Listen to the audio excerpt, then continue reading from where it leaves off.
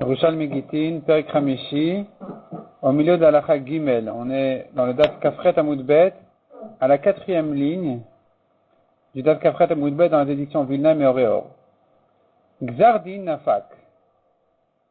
Un décret, un Gzardin, donc décision du Bedin est sortie et a été publiée qui disait comme ça. Tipor Batavi Shalom. Madame Tipor Batavi Shalom. Rabbi Simon Rabbi Yaakov Varidi Beshem Rabbi Shimon Barba, on dit sur elle, Ana verabotenu, moi et nos maîtres, gavinu la mina metaltelin keminag mekoma. On lui a donné des metaltelin, des biens mobiles, de l'héritage, pour la marier. Comme le minag de son endroit. C'est l'habitude de son endroit, et donc on s'est permis de le faire. Rav avaktiv les rabbis. Rav a envoyé une lettre, une sheila à Rabbi. Avrun al-dat et Rabbi Araba. Et il a transmis la lettre à Rabbi Araba qui devait la donner à Rabbi. La Rabbi active, Bene Shitaya, et Rabbi avait ajouté entre les lignes de la lettre de Rav encore une question à Rabbi. La question était, Amdu ayetomin machru. Si maintenant, les orphelins se sont levés et ont vendu les biens, qu'est-ce qu'on fait maintenant? Qu'est-ce qu'on fait par rapport aux filles? Pour les marier, pour les nourrir? Rabbi a répondu, Govin mina parnasa, ven govin mina mezonot. On va prendre des acheteurs si c'est pour la marier, mais pas si c'est pour la nourrir. Deuxième question, Amdu veshibdu. Si maintenant, les orphelins se sont levés et ont donné en gage. Rabbi a dit dessus, Ashibud azen yodeh amaou. Je ne sais pas de quel shibud il s'agit. La Gemara explique. Tana Levi. Echad shibeda av. Shibuda, echad shibuda ben. Aussi bien si c'est le père qui a donné en gage, c'est bien que si c'est le fils, l'héritier qui l'a fait. Et que donc maintenant, le père avait fait ça ton vivant et qu'il est mort, ou bien le fils, l'héritier, c'est lui qui l'a donné. Dans tous les cas, govin minam parnasa, ven govin minam mezonot. On va récupérer donc ce bien-là, pour marier la fille, mais pas pour la nourrir. Rabbi Abba n'est pas d'accord. Il dit qu'il ne s'agit pas ici du cas où le père a transmis ses biens. Dans ce cas-là, quand le père a donné et qu'il est mort, on ne va pas ressortir pour marier la fille. Ce n'est que dans le cas où le fils, l'héritier, l'a fait, qu'on va ressortir les biens pour marier la fille. Pourquoi? Quelle est la raison de dire comme ça? Parce que si tu veux dire qu'il s'agit ici que même le père, il a confié ses biens là, il les a donnés à quelqu'un, comment est-ce possible de marier la fille en prenant de ces biens-là? Si du vivant du père, il n'aurait pas pris ces biens pour marier sa fille, tu vois bien qu'il les a donnés à quelqu'un d'autre. Le kol shekanacha mitatav, n'est-ce pas un kalvachomer qu'après sa mort, on ne va pas marier sa fille avec des biens qu'il nous a montré clairement que son intention n'était pas de la marier avec. Il n'y a pas ici un engagement obligatoire. Simplement, c'est les chachamim qui évaluent, qui s'imaginent, les chachamim, ils supposent que le père certainement aurait marié sa fille en donnant un dixième de ses biens, et que donc on se permet même après sa mort de le faire sur le compte des héritiers. Mais si le père nous a montré clairement qu'il a donné ses biens à quelqu'un d'autre, ici c'est sûr qu'après sa mort non plus on ne va pas les prendre pour marier sa fille. Par contre, si le fils l'a fait, là on va prendre de ces biens-là pour marier la fille. Donc la sœur de cet héritier. Rabbi Chana Barukva, Beshem Rabbi Yossi Bar Chanina, il dit, Nis'u abanot, almana nizonet mehen. Quand on a dit qu'on ne nourrit pas la femme ou les filles de l'héritage s'il a été vendu, si par contre maintenant, les héritiers sont des filles, il n'y avait pas de garçons, il n'y avait que des filles. Les filles ont hérité donc les biens de leur père, et la femme de leur père doit se nourrir donc de cet héritage comme on a dit. Si elles avaient vendu, alors non, on ne prend pas des acheteurs comme on a dit, mais la question est quand elles se sont mariées. Quand elles se sont mariées et que donc maintenant les maris ont pris les biens de leur femme, comme les droits d'un mari sur les biens de sa femme. Ici, est-ce que je les appelle les maris comme des acheteurs et que donc la veuve ne pourra plus se nourrir de là? La Gemara dit non, almana nizonat mehen. La veuve se nourrit, oui, de ça, d'ici. Rabbi Ba Bedide, Rabbi Yosef, Rabbi Uda Bedide. La Gemara dit ici, donc il y a ici une correction qui dit comme ça, Rabbi Yosef Rabbi Hanina, quelle idée? Rabbi Yosef Rabbi Hanina, quelle idée? Il suit son opinion. Damar Rabbi Yosef Rabbi Hanina, Beshem Rabbi Yosef Damar Rabbi Yosef Rabbi Hanina. Afilu metu almanan izonet men. Même si maintenant les filles sont mortes, leurs maris qui les ont héritées, qui ont hérité donc leurs femmes, qui avaient hérité les biens qui étaient donc les biens du mari de cette première veuve, eh bien ces maris-là doivent nourrir la veuve de cet héritage. Donc évidemment que du vivant de leurs femmes, eh bien ils devront nourrir donc la veuve. La Gemara pose une nouvelle question maintenant. Bnei banim mahen. La question se rapporte ici sur une Gemara, en fait une Gemara dans Ktuvot, qui parle du cas où un homme a vendu tous ses biens. Un homme a vendu tous ses biens. On a dit que, là-bas on dit, il n'a pas vendu tous ses biens. Il a donné tous ses biens à ses enfants. Ses enfants doivent le nourrir à lui et à sa femme. Si maintenant, les enfants sont morts, les petits-enfants ont hérité. Avant ça, si les enfants ont vendu, les acheteurs n'ont pas besoin de nourrir. N'ont pas besoin de nourrir donc le premier propriétaire. Si maintenant les enfants sont morts, est-ce que les petits-enfants ont l'obligation de nourrir leurs grands-parents ou pas? Bnei banim mahen. Qu'est-ce qu'on dira des petits-enfants? Rabbi Mana Amar, Bnei banim harem kebanim. C'est comme les enfants, ils doivent nourrir leurs grands-parents. Rabbi Yossi Amar, en Bnei banim kebanim. Rabbi Yossi dit non, les petits-enfants c'est comme les acheteurs, ils ne sont pas comme les fils. Rabbi Shmuel bered Rabbi Yossi, Rabbi Boun, Rabbi Matania, Avoniat vin Savrin, ces deux chachamim ils pensaient dire, ils étaient assis, ils pensaient, et Savrin et Mar ils pensaient dire, Hi bnei banim shekam, Hi banim, il faut dire, shel halan. C'est pareil, les petits-enfants comme les enfants. Les petits-enfants, dans notre question, comme les enfants ailleurs en général, qui doivent nourrir les parents, ici aussi les petits-enfants doivent nourrir leurs grands-parents. Amalon Rabbi Yossi Rabbi Boun, il leur a répondu, Rabbi Yossi Rabbi Boun, non, c'est pas comme ça. Bnei banim, Kafsal et Nerushat Torah. Les petits-enfants, ils sont des héritiers Minatora comme des acheteurs, donc c'est fini. Ils n'ont plus l'obligation de nourrir les grands-parents. Les enfants qui ont reçu de leurs parents doivent les nourrir. Mais les petits-enfants, ça s'appelle une nouvelle, comme un nouvel acheteur, et donc ils n'ont plus besoin de nourrir leurs grands-parents. Kamant Nina. La Gemara ici fait allusion, se rapporte à la fin de la Mishnah. On a vu à la fin de la Mishnah, celui qui a trouvé un objet ou quoi, on ne le fait pas jurer dessus. Sinon plus personne ne voudra rendre, plus personne ne voudra faire un Shabbat Aveda. Tamant Ninan, il y a une Mishnah qui dit ailleurs, Mané le'ava biyadcha. Mon père t'a prêté un mané. En biyadi lecha mishim dinarin. Et l'autre lui répond, non, il ne m'a prêté que 50 dinars, la moitié d'un mané. Pas tout. Il n'a pas besoin de jurer. Si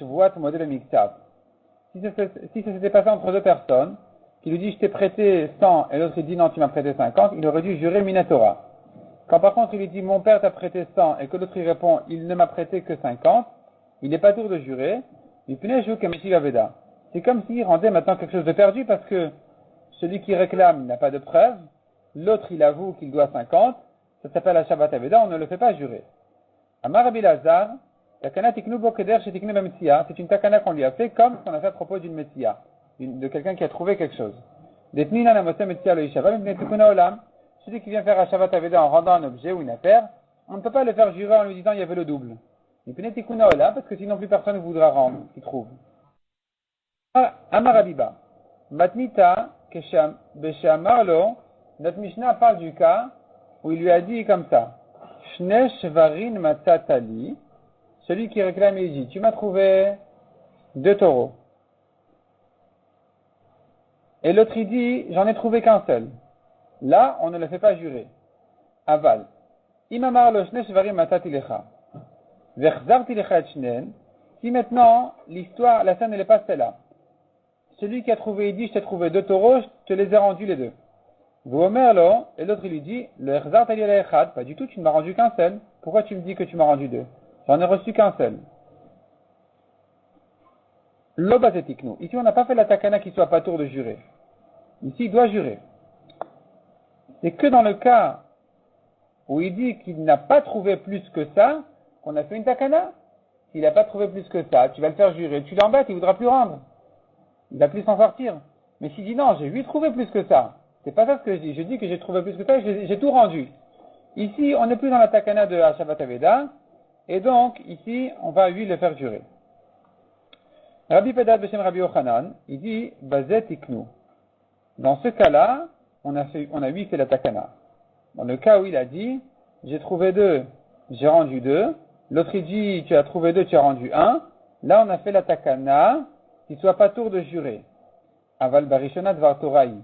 Mais dans le cas où il lui dit, mon père t'a prêté 100, et l'autre il dit, ton père m'a prêté 50, c'est pas une takana de Chachamim qu'ils ne doivent pas jurer. C'est Minatora qu'il n'est pas tour de jurer. Pourquoi? Ke'ada detani, comme on a pris dans une braïta. Yachol amarlo, Yachol, peut-être j'aurais pu croire, amarlo shne shvarim matatali. Que s'il lui dit comme ça, tu m'as trouvé 2 taureaux. Vous amarlo matati le'echad. Et l'autre il répond, non, j'en ai trouvé qu'un seul. Yachol yechayav, peut-être qu'il est chayav de jurer.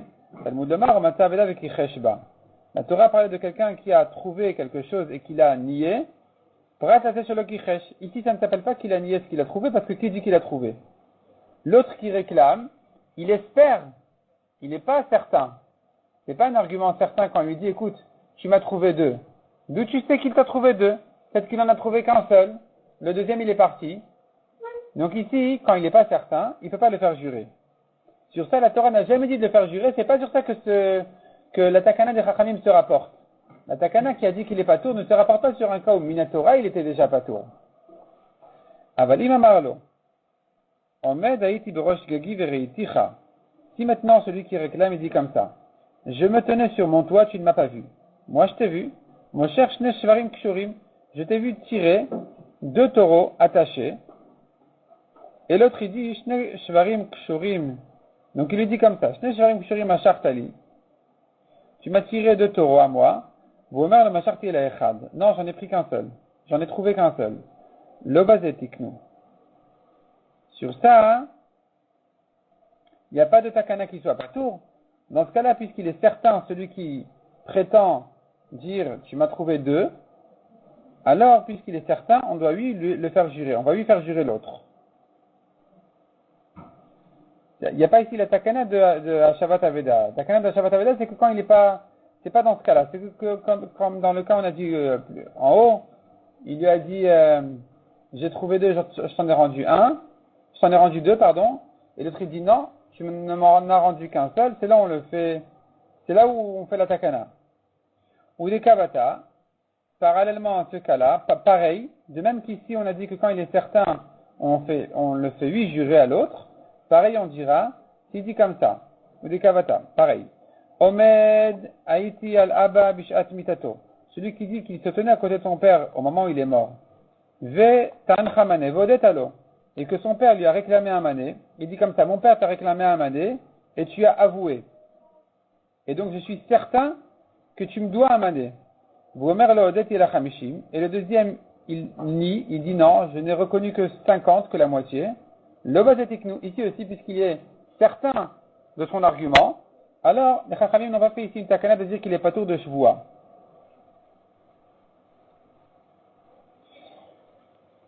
Mishnah suivante à la Chadalet. Yetomim shesamchet la balabait. Des orphelins qui font confiance, qui s'appuient sur un balabait, qui s'occupe d'eux, et qui fait tout ce qu'ils ont besoin. Au cheminat, la navienne à poutrepousse. Ou bien leur père a nommé un responsable sur les biens. Un pitropousse, c'est un responsable. Il explique ici, le Pnei Moshe explique que pater veut dire père, foutef veut dire enfant, c'est le père des enfants qui est responsable d'eux. En tout cas, si le père avait nommé quelqu'un qui soit responsable des biens de ses enfants, chayav la serperotéenne, il a l'obligation de faire tous les prélèvements de leurs fruits. Apitropousse, mina wavietomim mishava. Si ce responsable a été nommé par le mort, alors on le fait jurer. On le fait jurer sur ce qui s'est passé. Quand ils vont grandir, ils vont le faire jurer qu'il n'a rien gardé de leur argent, de leurs biens. Le Shimina ou Beddin, Loishava. Si c'est le Beddin qui l'a nommé responsable, on ne le fait pas jurer. Si le Bedin l'a nommé responsable, on ne le fait pas jurer. La Gemara va expliquer pourquoi. Abba Shaul Omer Chiloufa Dvarim. Abba Shaul dit le contraire. Quand le Bedin l'a nommé responsable, on le fait jurer. Quand c'est le père qui l'a nommé responsable, on ne le fait pas jurer. La Gemara se rapporte ici à propos du prélèvement de la Trouma. Le pasuk nous dit Atem Gamatem. La Torah nous dit Ken Tarimu Gamatem. Ainsi vous allez prélever vous aussi. Atem, quand la Torah dit vous, pour atteler Choutfin, elle vient exclure quelque chose, vous et pas d'autres. Donc on exclut ici les associés. Un associé ne peut pas se permettre de faire les prélèvements sur la part de son associé. Atem pour être la poudre pouce. De même, le responsable des biens, les orphelins, ne peut pas se permettre de faire les prélèvements. Atem pour être etorem sheno shelo. À nouveau, du mot atem, je déduis, j'exclus celui qui fait les prélèvements d'une récolte qui n'est pas à lui. La Gemara reprend. Atem pour être shutfin. Tu me dis vous, mais pas les associés. Vatnin ana shutfin chitarmu. Nous avons appris pourtant une Mishnah qui dit les associés qui ont prélevé, un a prélevé sur tout, les deux, ou bien les deux ont prélevé. Donc tu vois que ça existe. Et là répond la Gemara. Kan metrumak de la kan metrumat maaser. Le pasuk ne parle que le trumat maaser, le prélèvement du dixième qui est donné au Lévi. Le Lévi prend de son dixième, un dixième de là il sort, il donne au Kohen, un centième de la totalité de la récolte. Cette Troumat Maaser en question que le Lévi doit donner au Kohen, sur ça dit le pasuk Gamatem, c'est sur ça qu'on a dit un associé ne peut pas faire ça pour l'autre. Donc deux Lévi ne peuvent pas, s'ils sont associés, ne peuvent pas prélever un sur l'autre. Mais quand il s'agit de Troumat Gdola, deux associés sur le champ, ils pourraient lui prélever un sur l'autre, le premier prélèvement qui est donné au Kohen. La Gemara repousse ça, elle demande que l'Oum Lamdou Tourmak de la, le Mitoumat Maaser, n'est-ce pas qu'on apprend la lacha de Tourmak de la, on les apprend de Tourmat Maaser, on apprend l'un de l'autre. Donc pourquoi distinguer? Et la kan alacha kan Maaser. La lacha elle est que c'est interdit de faire, interdit aux associés de prélever. Chacun doit demander la permission de l'autre avant de prélever sur la part de l'autre. Mais les Maaser, s'il a quand même fait, alors ce qu'il a fait est valable. Parce qu'on suppose qu'il le laisse, il lui donne le droit. On a vu encore Atem pour être la pitropousse. Donc on exclut de là le droit du responsable de l'héritage sur l'héritage qui n'est pas le droit donc de faire le prélèvement. Vatania, la Gemara demande pourtant on a appris. Yetomim shesamcho etel balabait hashemina la navien apotropousse. C'est notre Mishnah, je sais pas pourquoi ça s'appelle ici Tania. En tout cas on a pris dans notre Mishnah un balabait qui s'occupe des enfants, des orphelins, ou bien si leur père avait nommé un responsable sur les biens, Chayav la Saperoten, il a l'obligation de faire les prélèvements. Donc ne me dis pas Alacha interdit les maasés, c'est valable. C'est qu'il doit le faire, a priori. Répond la Gemara. Chavraya amrin kane apotrupin naolam, kane apotrupin esha. Ça dépend s'il est responsable. Définitivement, c'est lui le nommé responsable sur ces biens-là jusqu'à ce que les yétomim vont grandir. Celui-là doit prélever.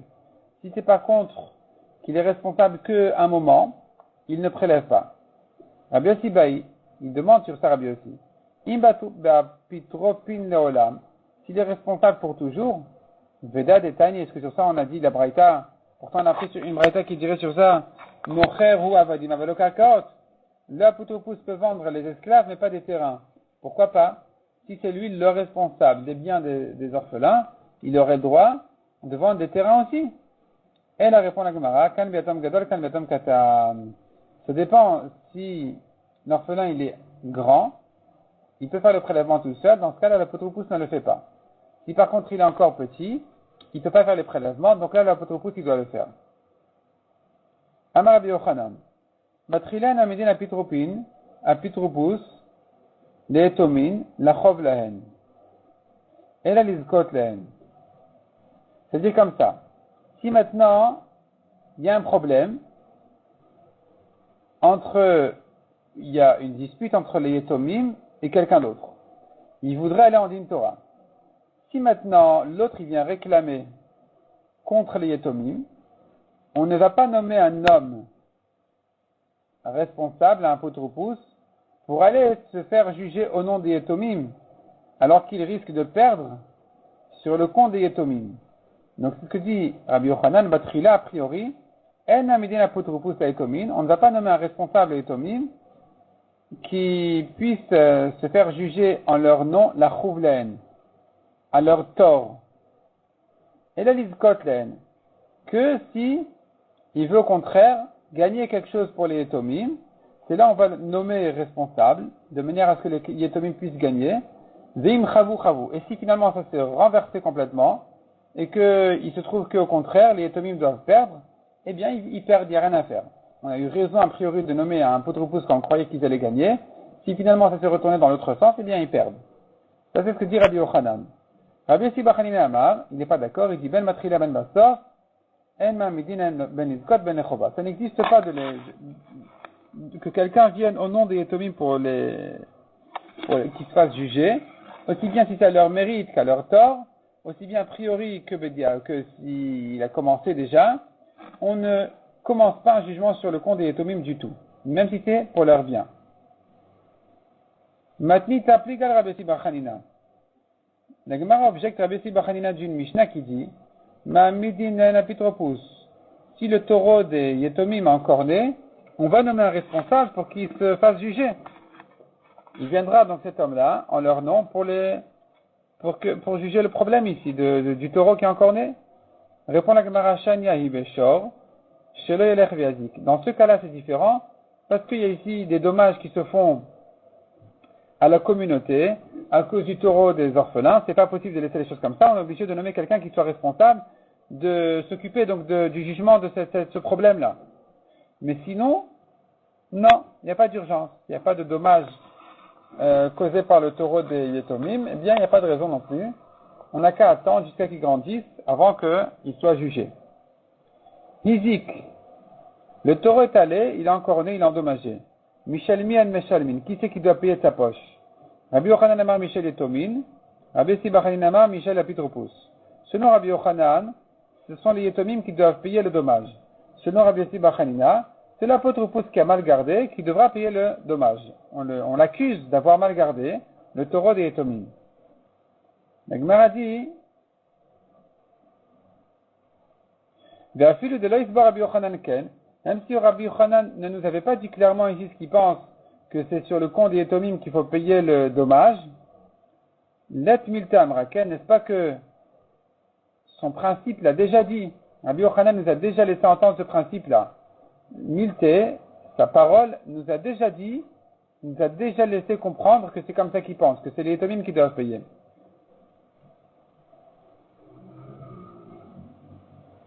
L'Odeu Amar, les Basof, n'est-ce pas qu'il a dit Rabbi Yochanan, les Basof im chavu chavu, qu'a priori, on fait attention de ne pas nommer un homme qui se fasse juger au nom des Yetomim, si c'est à leur tort.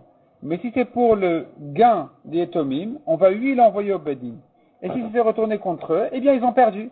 Donc tu vois que selon Rabbi Yochanan, il se peut que malgré qu'il y avait un responsable ici, un apotropos, ça sera quand même les Yetomim qui vont perdre et qui vont payer. Apotropos, Shemina, Wavi Yetomin, Yishava. On a vu dans la Mishnah. Si maintenant l'apotropos a été nommé par le père des Yetomim, eh bien, ils le font jurer quand ils grandissent qu'il n'a rien gardé pour lui-même. Pourquoi? Shendal Kolivchon.